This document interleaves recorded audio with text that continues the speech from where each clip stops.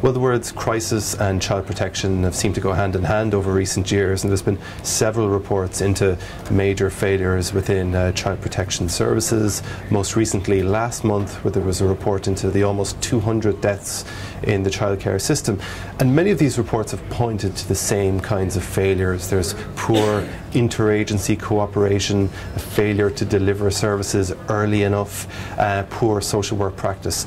So today's report by the Health Information and Quality Authority is really about trying to change that. It's about promoting better standards, a more timely response, having clearer lines of accountability within child protection services. But the big thing about these standards is that for the first time, child protection services will be monitored and inspected by an independent agency, and that's never really happened before.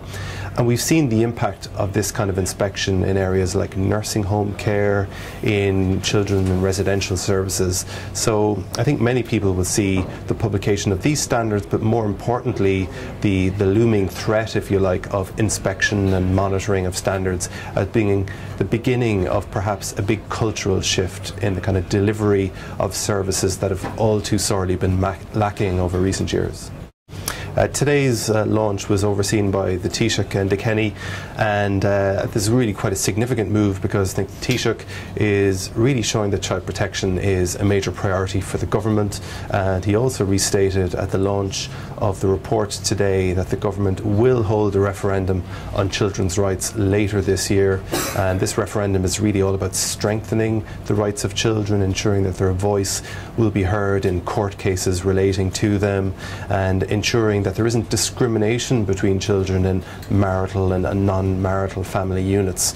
And many of these issues relating to the invisibility of children within the Constitution and ultimately within our laws has really been a feature in many of these reports into how children have effectively slid through the cracks in many cases in child protection services. So in a sense, I think what we're seeing is that the Taoiseach launching this, the publication of standards today, last week's publication of the overarching vision for a new child and family agency, which will take over responsibility from the HSE for these matters. All of these things are contributing to a major shift and momentum and political priority for child protection services. I think traditionally child protection has not been a priority for the government. It hasn't been a priority for the HSE. In fact, it took almost 5 years for child protection to figure at the first board meeting of the HSE. So I think what we're really now seeing is a move towards prioritising these kinds of issues and ultimately culminating in a referendum at some point later this year.